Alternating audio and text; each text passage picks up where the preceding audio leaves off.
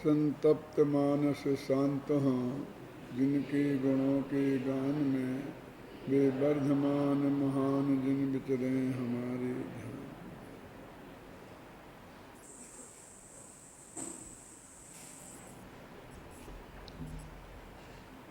समय सार परमागम की 49वीं गाथा चल रही है, जिसमें अनिर्दिष्ट संस्थान संबंधी 4 बोलों की चर्चा की। अब उसके आगे जयसेनाचार्य भी इसका जो अर्थ करते हैं वो बिल्कुल अलग तरह से करते हैं। क्या कहते हैं देखो, वो कहते हैं संस्थान नामक जो नामकरण है उससे रहित है भगवान आत्मा। 6 प्रकार के जो संस्थान है ना, वो संस्थान इस भगवान आत्मा में नहीं है, इसलिए ये अनिर्दिष्ट संस्थान है, ऐसा जयसेनाचार्य कहते हैं। और इस बात की पुष्टि आगे जो गाथाएं आने वाली हैं उनमें आत्मा को गुणस्थान मायना स्थान से रहित कहा गया है, वहाँ संस्थान से भी रहित कहा गया है। तो इन दोनों का एक ही अर्थ हुआ।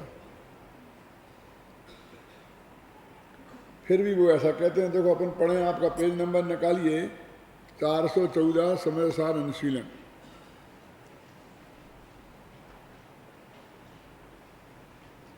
ये बहुत मार्मिक प्रकरण है।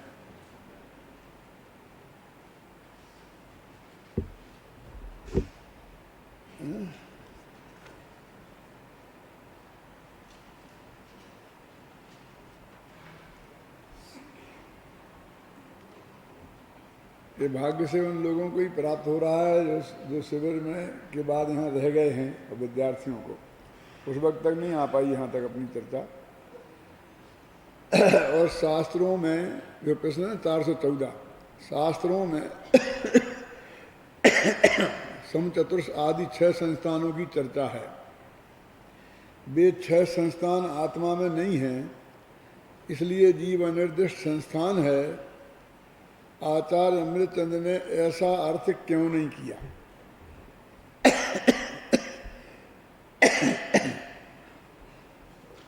ऐसा अर्थ आगे की 50वीं गाथा में किया गया है। वहां ही क्यों किया, यहां क्यों नहीं किया?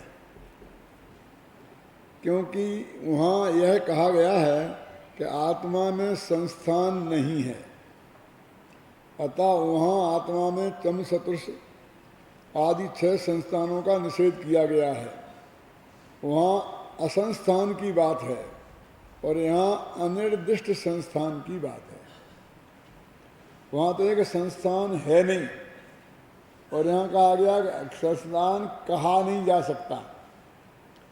वहाँ तो कहा आकार है नहीं, और यहाँ कह रहे हैं कि आकार के बारे में कुछ कहा नहीं जा सकता। दोनों अंतर समझ में आए ना? अमृतचंद्र का इस दृष्टि में ऐसा भेद है। कहे जाने के निषेध की बात है एक, जो वहाँ संस्थान के निषेध की बात है, और यहाँ संस्थान के बारे में कहे जाने के निषेध की बात है। समझे ना? जैसा आप वहाँ जाएंगे तो ये कह नहीं जाऊँगा ये, और अभी मैं नहीं कह सकता। इन दोनों का एक अर्थ है। क्यों?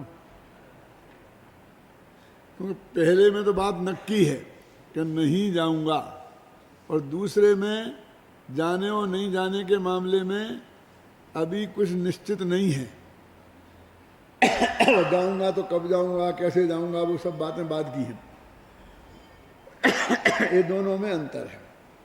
अब प्रश्न कि आचार्य जयसेन ने तो इसी गाथा में समचतुर्ष आदि 6 संस्थान रहित ऐसा अर्थ किया है। देखो, आपको बिल्कुल जयसेन और अमृतचंद्र दोनों की बुद्धि की तीक्ष्णता में कितना अंतर है वो आपके ख्याल में यहाँ ऑटोमेटिक आ जाएगा। क्योंकि दो बातें हैं, एक तो वो बात आगे कही गई है तो इस गाथा में वो अर्थ करने का मतलब फिर रिपीटिशन हो जाएगा, और दूसरा मूल गाथा में अनिर्दिष्ट संस्थान लिखा है, तो उसका अर्थ अस्थान असंस्थान कैसे किया जा सकता है? और चूंकि अमृतचंद्र ने ये अर्थ पहले कर दिया था तो उनके पास ये अर्थ उपलब्ध था, फिर भी उनको वो अर्थ करने का भाव आया, है ना।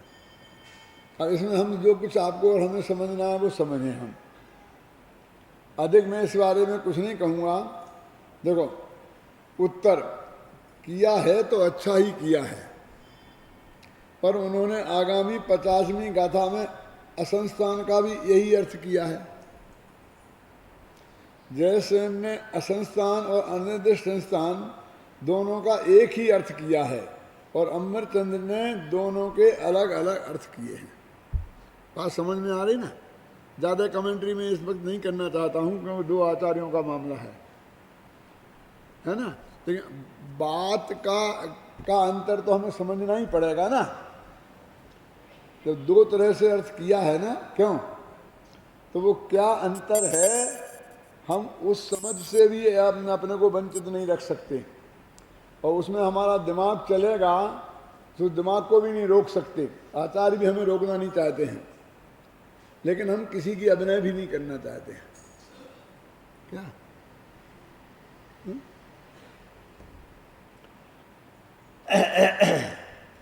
आप दोनों में से किस अर्थ को प्रमाण मानते हैं? सामने वाला थोड़ी आसानी से छोड़ता है आपसे। आजकल के जो पत्रकार हो गए ना, वे बाल की खाल उखाड़ करके अब कुछ ना कुछ ऐसा कहलवा लेते हैं और फिर तहलका मचाते हैं। क्या कि ये उनको नहीं मानते हैं, इन आचार्यों को मानते हैं, उन आचार्यों को नहीं मानते हैं, ये नहीं करते हैं, वो करते हैं। फिर ये प्रतियोगिता शुरू हो जाती है कि ये महान है और ये महान है, उनकी महानता बताई जाने लगती है। ऐसा लगता है कि ये महानता, उनकी महानता बताना उनको कम इष्ट है, लेकिन हमारी खिंचाई करना उन्हें ज़्यादा इष्ट है। ऐसा नहीं लगता? क्यों मोहनलाल जी? देखो, हम दोनों ही अर्थों को प्रमाण मानते हैं, क्योंकि दोनों ही अर्थों के प्रयोजन में कोई अंतर नहीं है। क्योंकि आत्मा असंस्थान भी है और अनिर्दिष्ट संस्थान भी है। यदि अर्थ कर दिया तो वो शास्त्र के विरुद्ध तो है, कुछ है नहीं। बात तो मूलता तो कोई विरोध हुआ नहीं। क्यों? अब इसका अर्थ यहाँ था कि नहीं था, इस ज़्यादा चक्कर में हम क्यों पड़े? किसी ने कोई गाथा करते करते कोई एक ऐसी बात कह दी जो गाथा में नहीं है, बाहर की बात कह दी, लेकिन वो बात शास्त्र के विरुद्ध हो तो हम उस पर कोई कमेंट्री करें। लेकिन वो बात अन्य शास्त्रों में मिलती है, इसी शास्त्र में अन्य जगह मिलती है, तो हम उसको गलत क्यों कहें? क्योंकि लोग ये भी समझ सकते हैं कि वो बात गलत है ना। हम दोनों ही अर्थों को प्रमाण मानते हैं, क्योंकि दोनों ही अर्थों के प्रयोजन में कोई अंतर नहीं है। फिर भी आप दोनों में से अच्छा अर्थ किसे समझते हैं? आचार्यों की वाणी में अच्छे बुरे का भेद हमें भाषित नहीं होता। हमारा काम तो दोनों के ही कथनों में से आचार्य कुंद कुंद की वाणी के मर्म को समझना और समझाना है। हम किसी की परीक्षा करने नहीं बैठे हैं, हमको तो कुंद कुंद की गाथा का अर्थ समझना है, और दोनों आचार्यों ने वो अर्थ किया है, तो उस अर्थ को हम पढ़कर समझकर हम समझने की कोशिश करते हैं और आपको भी समझाते हैं। आप वो नहीं खोज पाएँ तो हम उसको निकाल के रख देते हैं आपके सामने दोनों के, देखो यहाँ इनने ये किया, इनने ये किया। आप प्रश्न का उत्तर नहीं देना चाहते, अतः चतुराई से टाल रहे हैं। क्या क्यों?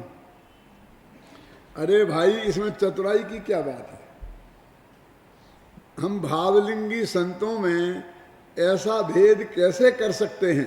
क्षेत्रोपम ज्ञान में फर्क हो सकता है, लेकिन भावलिंगी पना में तो कोई कमी नहीं है ना। इससे उनका मुनिपना तो खंडित नहीं हो गया। ख्याल में ना बात है? हमारा काम तो इतना ही है कि हम विभिन्न विशेषणों के जो विभिन्न अर्थ प्राप्त होते हैं उन्हें पाठकों के समक्ष प्रस्तुत कर दें, बस खत्म। कि वहाँ ये मिलता है, यहाँ ये मिलता है, क्यों? हमारा इतना ड्यूटी है, अनुशीलन इसका नाम है। समझ में है ना? जब तक उनमें कोई ऐसा अंतर ना हो कि जिससे सैद्धांतिक मतभेद खड़ा होता हो, तब तक उनके संदर्भ में कुछ भी टिप्पणी करना अनावश्यक ही नहीं, अनर्गल चेष्टा है। समझ में ना? मतलब सैद्धांतिक अंतर होगा तो बात कुछ कहनी पड़ेगी, ख्याल में है ना? वो भी अत्यंत विनम्र भाषा में, उनकी मर्यादा रखते हुए, ख्याल में है ना? लेकिन जब तक सैद्धांतिक मतभेद नहीं है तो कुछ भी टिप्पणी करना कि ये अच्छा है वो बुरा है, समझदारी का काम नहीं है, अनर्गल चेष्टा है। हम उसकी जांच करने नहीं बैठे हैं कि आचार्यों ने किसने सही लिखा किसने गलत लिखा। हम परीक्षक नहीं हैं, हम तो आचार्यों के द्वारा वस्तु का स्वरूप समझना चाहते हैं।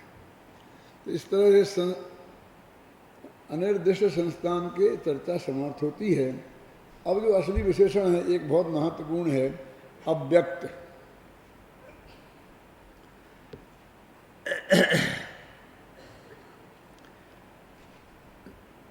अव्यक्त विशेषण का अर्थ कुंद कुंद ने एक जगह स्पर्श ही कर दिया है और दूसरी जगह अलग किया है, स्पर्श को ऊपर से ले लिया है, क्योंकि स्पर्श शब्द मूल गाथा में नहीं है। अरसमरूप मगंधम अव्यक्तम चेतना गुण मसद्दम जान अलंगा गहनम जीवो अनुदृष्ट संस्थान। ख्याल में है ना? यहाँ जो अव्यक्त शब्द के 6 अलग अर्थ किए हैं।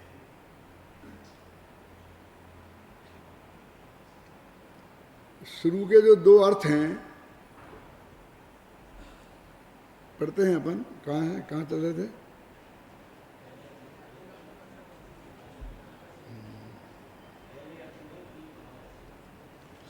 पहले अर्थ में गेय भावों से और दूसरे अर्थ में भावक भावों से भिन्नता बताई गई है। आपको याद होगा कि 31वीं गाथा में गेय भावों से भिन्नता बताया था आत्मा को, और 32वीं गाथा में भावक भावों से भिन्न बताया था आत्मा को। गेय भाव माने होता है 6 द्रव्य जो आत्मा के जानने में आते हैं, और भावक भाव का मतलब होता है वो राग मोह राग देश के परिणाम, विकारी भाव आत्मा के।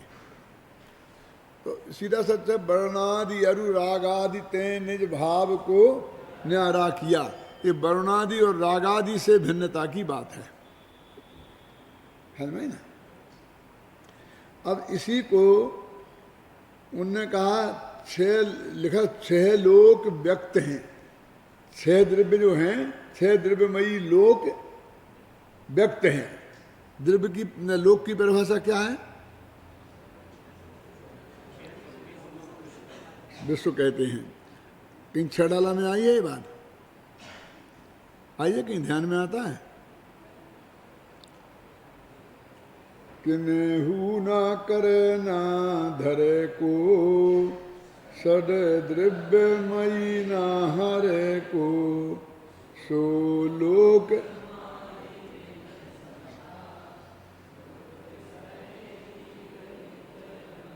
हमारी बात तो यहीं खत्म हो जाती है कि सो लोक, क्यों? लोक की परिभाषा खत्म हो गई अस्थि से और नास्ति से। अस्थि से षड द्रव्यमयी आ गया ना, 6 द्रव्यमय वह लोक है।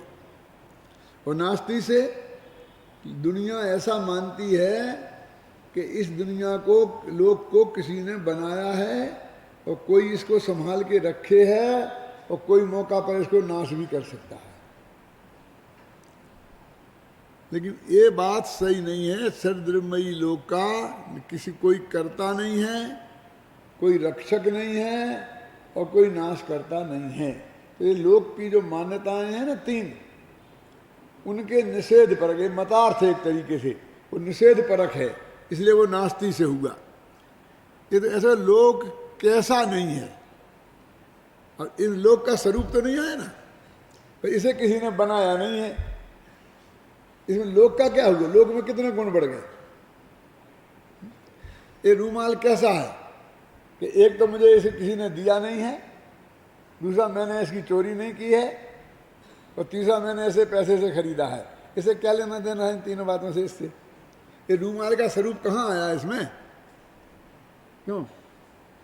किसी ने दिया है कि नहीं दिया है, चोरी तो नहीं की है, पैसे से खरीदा है, इसमें इसका स्वरूप बताओ ना कि रूमाल क्या है, क्यों?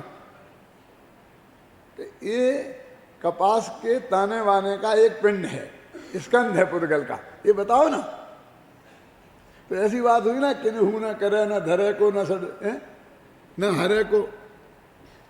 लेकिन वो लोक में वो मान्यता इतनी जबरदस्त है क्या कि उसकी चर्चा करना दौलत राम जी ने बहुत जरूरी समझा। असली परिभाषा तो क्या है, षड्द्रव्यमयी है ना। अब देखिए दौलत राम में भूजादास में क्या अंतर है, ये भी आप थोड़ा बता देता हूं, थोड़ा भूजादास को। सौदय राजू तंग नभे लोक पुरुष संठान, खत्म। आगे की बात थोड़ी करना, लोक का स्वरूप तो खत्म हो गया ना, कि 14 राज ऊंचा है और पुरुषाकार है। अब जो उसके आकार पे चले गए, बोलो क्यों, समझे ना। अब ये आकार बताने लगे लोक का कैसे आकार है, और कितना ऊंचा है, कितना गहरा है, कितना लंबा चौड़ा है, क्यों? इन्होंने लोक की चर्चा की। अब लोक की बात तो दोनों सही है ना, लोक 14 राजू का है, वास्तव में ये लोकाकाश को लोक कह रहे हैं, क्यों? समझ में आया कि नहीं आया? लेकिन लोक भावना में अकेले लोकाकाश को लेना है कि 6 द्रव्य को लेना है।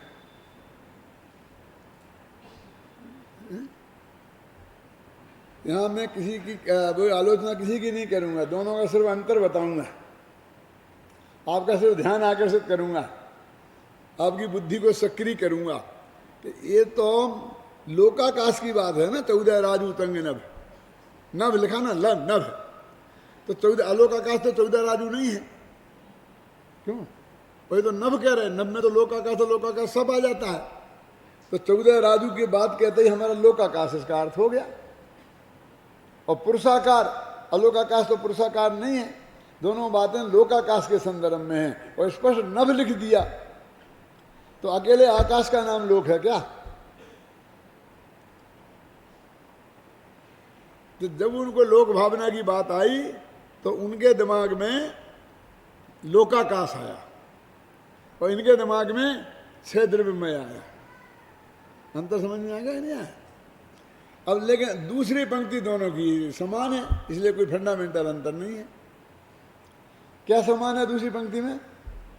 कि ऐसे लोक में 14 राजू उतंग नव लोक पुरुष संठान, और जामे जीव अनादिते भरमत है विज्ञान। और उसमें क्या कहा, षड्द्रव्यमयी न हरे को सो लोक माही, निट को जाने बिना ये जीव संसार में घूम रहा है। तो फंडामेंटल की बात तो इनमें अंतर तो आया नहीं कि संसार में सुख नहीं है, क्यों? लेकिन दोनों को अंतर को तो समझना पड़ेगा ना। मैंने 12 भावना अनुशीलन एक किताब लिखी है, 150 पेज की है, तुम लोगों ने नाम तो सुना ही होगा, देखी नहीं होगी तो, है ना। वो पढ़ने लायक है। उसमें 2000 वर्ष में जितनी भी 12 भावनाएं लिखी गई, उन सबको तो हम नहीं समेट सकते थे क्योंकि बहुत हैं। लेकिन उसमें हमने इस दृष्टि से विचार किया कि स्टाइल कितनी कितनी है। स्टाइल का मतलब क्या, एक ही लेन पे यदि 1000 भावनाएं लिखी गई तो हमने एक ही भावना से काम चला लिया, उनको हर एक का उल्लेख नहीं किया। लेकिन यदि स्टाइल बदल गई तो उस भावना का उल्लेख अलग किया। बदल गई माने कैसे? जैसे यही बातें हुई ना, एक कहता है लोकाकाश में जीव घूम रहा है, सुख नहीं है, और दूसरा कहता सदृमयी लोक। समझ गए ना? ऐसे संसार भावना में कुछ लोग संसार भावना में और लोक भावना में अर्थ ही नहीं समझते। संसार माने वही संसार में जीव घूम रहा है अनादिकाल से, तो संसार माने 3 लोग। और आत्मा का विकारी परिणाम है संसार। समझे ना? जहाँ अलग अलग दृष्टिकोण आए हैं उनमें, उनको वहाँ अलग प्रस्तुत अवश्य किया गया है कि ये यहाँ एक इस तरीके से कहते हैं, तो वो सारे दृष्टिकोण जो 12 भावनाओं में आए हैं 2000 वर्ष में, वो सब आपको एक जगह उपलब्ध हो जाएंगे। क्या?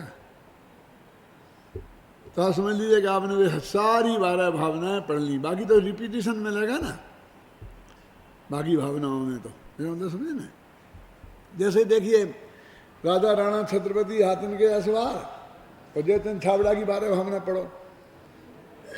द्रव्य दृष्टि कर सर्व थिर और पर्याय थिर है कौन, द्रव्य दृष्टि आपा लखो पर्याय नए कर गुण। अब बोलिए कहाँ है? दोनों बातों में कितना फर्क है? माता कहते मरने की बात है। राजा छत्रपति हातिन के असवार सब मरना, सबको एक दिन। अकेले मरने का नाम अनित्यता है। यदि मरने को छोड़ दें तो बाकी अनित्यता कहीं कुछ है नहीं। क्यों? मरने का नाम अध्रुवता है। क्यों?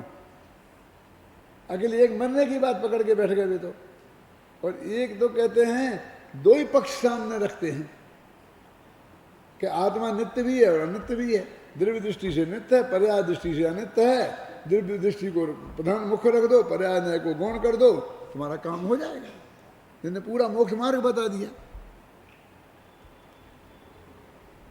जब आज से 40 साल पहले हमने ये बालबोध पाठमाला बनाई, तो हमने उसमें राजा पहले हर जगह राजा राणा ये बाली भावना भूजा दास जी की ही रखी जाती थी, तो सबको यही कंठस्थ थी। और हमने जयतन छाबड़ा की भावना रखी, क्योंकि हमने सब भावनाएं उस वक्त छान मारी थी। समझ गए ना? तो हमको ये बहुत बढ़िया लगी, तो हमने वो भावना रखी। तो फूलचंद सिद्धांताचार्य ने विरोध किया मीटिंग में कि आपने सब ये क्यों किया, ये क्यों बदल दिया? क्या बदला? क्या है? भूजा दास की हटा दी, इसकी हटा दी, किसकी रख दी? ये कौन हटाने वाला, कोई रखने वाला? क्यों? मैं आपसे पूछता हूँ कि हमने तो जितनी 12 भावनाएं हमें उपलब्ध हुई, उनमें से चुनाव किया है, और जो सबसे बढ़िया लगी हमें, जिसमें सर्वांग है, वो हमने रखी है। आप बताओ इन दोनों में से तुलना करके। तो हमने ये बात उनको बताई। क्यों? बैलेंस कहाँ है? नहीं साहब वो प्रचलित है। तो ये प्रचलित होना भी गुण है, और प्रचलित नहीं होना ये दुर्गुण है। क्यों?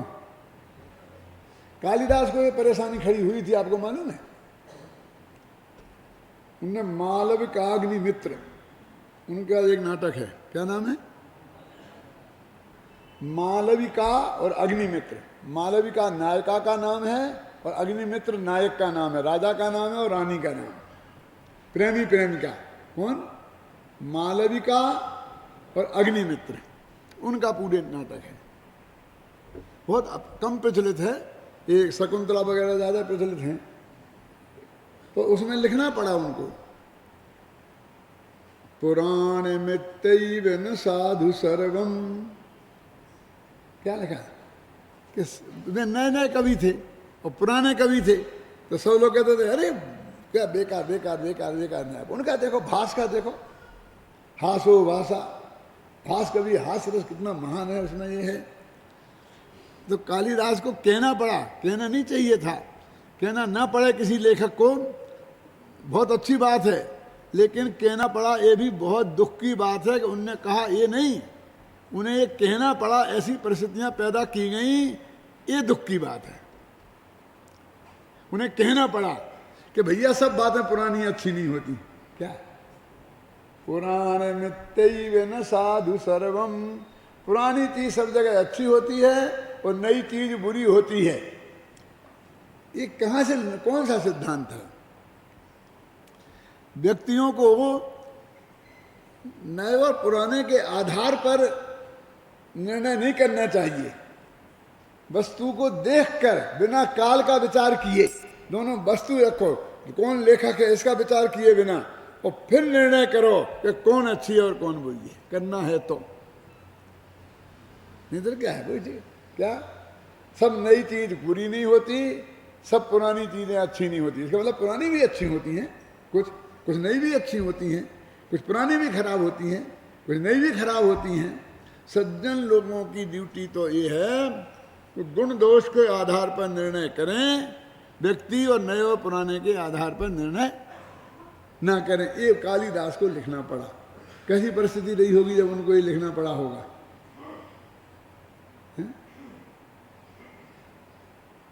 माह कवि जैसे कवि को, जो सबसे महान कवि माना गया, उपमा कालिदासस्य भारवे अर्थ गौरवम दंडिनः पद लालत्यम माघे संति त्रयो गुणा। कालिदास की उपमा बढ़िया है। भारवी का में अर्थ गौरव, माने थोड़े में बड़ी बात कह देना, छोटे कम अक्षरों में ज्यादा बड़ी बात कह देना, ये भारवी में अर्थ गौरव है। और दंडी कवि जो है ना, उसमें पद लालित्य, बहुत बढ़िया पदावली है उनकी, सुंदर। और माघे संति त्रयो गुणा, माघ में तीनों गुण हैं, ऐसी प्रशंसा की। उस माघ कवि को भी लिखना पड़ा। क्या लिखना पड़ा बोलो, कौन बताएगा? कालम हियम निर्वधि विपुला च पृथ्वी। ये कोई यहाँ की गप्पे नहीं मार रहा हूं, तुम्हारे विद्यार्थियों के बहुत काम की चीजें हैं ये। क्या नाम, नोट लिख लेना। कालम हियम निर्वधि विपुला च पृथ्वी। क्या अर्थ है इसका? काल अनंत है, निर्वधि, कालम ही निर्वधि, अनंत है, और विपुला च पृथ्वी, पृथ्वी बहुत बड़ी है। इसमें क्या हो गया ऐसा? कौन सी गजब की बात लिख ली जो आपने समय सार की गाथाओं के बीच में इसको डाल दिया?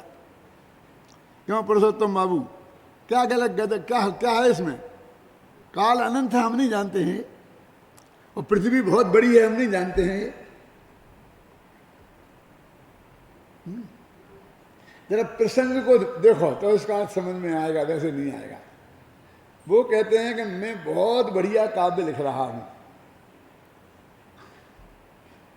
लेकिन दिक्कत यह है कि राजा लोग, प्रभावशाली लोग हैं, पैसे वाले लोग हैं, इन्हें तो फुर्सत नहीं है मनने की। साधारण जनता घृत लवण तेल तंडुल वस्त्रेंद्र चिंता सततम, घी नौन तेल लकड़ी में फंसी हुई है, उसको बेचारे को हमारी बात सुनने की फुर्सत नहीं है। और जो विद्वान लोग हैं ना, ये जलते हैं हमसे।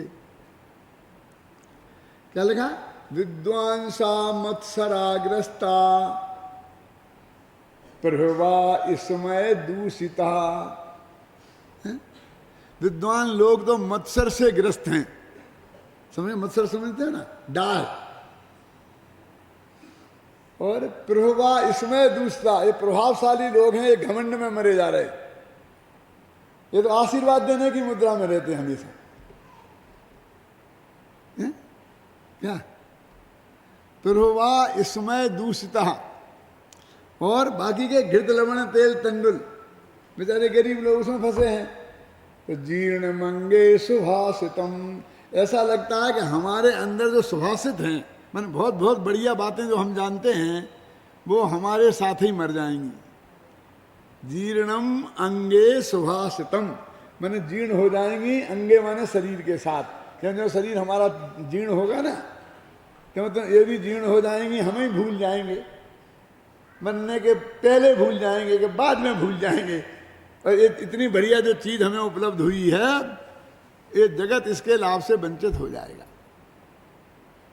जो ये कह रहे कि फिर तुम क्यों लिख रहे, जो तुम ये जानते हो, तो उसके जवाब में वहां कवि ने लिखा कि काल अनंत है। अकेले अभी के लोग मत्सर ग्रस्त हैं, क्यों? ये विद्वान, आज के विद्वान हमसे जलते हैं, आज के प्रभावशाली लोग जलते हैं, भविष्य के विद्वान तो हमसे नहीं जलेंगे ना। टोडरमल जी के जमाने में टोडरमल जी के भी प्रतिद्वंदी तो रहे होंगे ना, क्यों? जलने वाले लोग रहे होंगे ना। अरे उनसे जलने वाले तो ऐसे रहे कि उनकी जान पे नौबत आ गई। वो जलने वाले ही लोग थे, और उन लोगों में अकेला श्याम तिवारी नहीं था, अजैनी नहीं थे, जैनी भी थे। बताऊं जैनी कौन थे? एक किताब है जो गवर्नमेंट ने छपाई है, बुद्धि विलास उसका नाम है, बखतराम शाह की किताब है वो, जो टोडरमल जी के मरने के 3 साल बाद लिखी गई। वो बखतराम शाह बुद्धि विलास किताब का नाम है ना। जिस आदमी ने लिखी वो टोडरमल जी का समकालीन था, प्रतिद्वंदी विद्वान था, वो 20-पंथी विद्वान था, सामने वाली पार्टी में मंत्र तंत्रवादी। तो उसने ये लिखा है उस किताब में, उसकी पंक्तियां मैं बोल के सुनाऊं आपको। गुरु तेरह पंथन को धर्मी, टुगडर मल्ल नाम साहमी। तेरह पंथियों का गुरु, जैनियों का नहीं, टोडर मल्ल नाम का साहूकार, धर्मात्मा। गुरु तेरह पंथन को धर्मी, टोडर मल्ल नाम साहमी। भूप ताही मार्यो क्षण माही, गाड़ो माद गंदगी ताही। उसको राजा ने एक क्षण में मरवा दिया और गंदगी में गड़वा दिया। ये लिखा, ये कब लिखा? 1827 में। टोडरमल जी कब मरे? 1824 में, 3 साल बाद ही। बहुत ताजी घटना है, उस आदमी ने अपनी आंखों के सामने देखी थी। और फिर जो लिखा है वो गजब का है कि हे भव्य जी, वो तुम जानते हो ये टोडरमल जी क्यों मारा गया? क्योंकि ये मंत्र तंत्र का विरोध करता था। समझे ना? ये देवी देवताओं का विरोध करता था, उन्हें पूजने को मना करता था। समझ गए आप? वो सारी बातें लिखी जो तेरापंथियों की हैं, इसकी वजह से मारा गया। यदि तुम चाहते हो कि तुम नहीं मारे जाओ तो तुम मंत्र तंत्र की साधना करो, देवी देवताओं को पूजो। ये सब लंबा चौड़ा उपदेश उसने उसके बाद में दिया। माने उसे भी बहुत खुशी भई थी कि चलो हमारा एक प्रतिद्वंदी खत्म हो गया। तो टोडरमल जी से भी जलने वाले बहुत थे। आज का ज़माना तो बहुत अच्छा है, इस लेवल के जलने वाले नहीं हैं, और होंगे तो इस लेवल की उनकी कसाय नहीं है। और कसाय होगी तो ऐसा मूर्ख कोई राजा नहीं है कि जिसे भड़का करके वे गंदगी में मरवा के गंदगी में गलवाने। परिस्थितियां वैसी नहीं हैं, कसाएं वैसी हो सकती हैं। तो ये बात उसने लिखी, क्या लिखी कि बहुत आगे भविष्य में आएगा। अब आज टोडरमल जी लिख के गए मुख्यमंत्री का सक, तो नहीं लिखते तो आज हम क्या करते? अरे भविष्य बहुत बड़ा है, इसको पढ़ने वाले बहुत मिलेंगे। क्यों? वो माँ कभी कहता है मेरे काव्य में दम होगी तो भविष्य बहुत बड़ा है, इसको पढ़ने वाले बहुत मिलेंगे। मैं चिंता नहीं करता हूं अभी कोई नहीं है तो। वो पृथ्वी बहुत बड़ी है, यहाँ नहीं मिलेंगे, जयपुर में नहीं मिलेंगे तो जोधपुर में मिलेंगे, जोधपुर में नहीं मिलेंगे तो बम्बई में मिलेंगे, बम्बई में नहीं मिलेंगे तो आप समझिए ना अमेरिका में मिलेंगे। अब अर्थ समझ में आया ना? कालो ही यम निर्बधी विपुला च पृथ्वी, इस शब्द का अर्थ समझ में आया कि नहीं? काल अनंत है और पृथ्वी बहुत बड़ी है। सामान्य तरीके से लगता है साधारण सी बात कही है, लेकिन जब आगे पीछे का प्रकरण पढ़ो और जिस प्रकरण में उस कवि ने ये बात कही है ख्याल में आई ना, तब आपको उसका अर्थ ख्याल में आएगा। इसलिए भाई ये लिखना कोई एक काल के लिए थोड़ी होता है। अकेले सामने वाले हैं, बोलना एक समय के लिए हो सकता है, लेकिन भाग्य की बात आज तो ऐसी है कि बोलना भी अकेले तुम्हारे लिए नहीं हो रहा है, हो सकता है सारे देश में कितने लोग सुन रहे, 1600 सुन रहे, कितना सुन रहे, उनके लिए भी है। टीवी पे जाएगा तो फिर हजारों लोग सुनेंगे, उनके लिए भी है। कैसेट और सीडी बन गई और आप ले जाओगे तो कल भी सुनोगे, परसों भी सुनोगे, लंबे काल के लिए। अब तो साहित्य जैसा हो गया है बोलना भी। बोलना भी कैसा हो गया है? साहित्य जैसा। तो अव्यक्त के जो दो बोल किए शुरू के, पहला कौन सा है? बोलो बोलो भाई, क्या नाम तुम्हारा? गप्पूलाल। बोलो भाई गप्पूलाल, मारो एक आध गप। अरे गे भावों से भिन्न। गे माने समझे सारी दुनिया, छह द्रव्य। ये लोक, छह द्रव्यमयी लोक है व्यक्त, और उससे भगवान आत्मा है जुदा, इसलिए वो है अव्यक्त। अव्यक्त का एक अर्थ ये। और दूसरा, रागादि भाव हैं व्यक्त, भावक भाव हैं व्यक्त, और ये भगवान आत्मा उनसे भिन्न है, इसलिए है वो अव्यक्त। अब तीसरे बोल की चर्चा अपन कल करेंगे। 36 मिनट।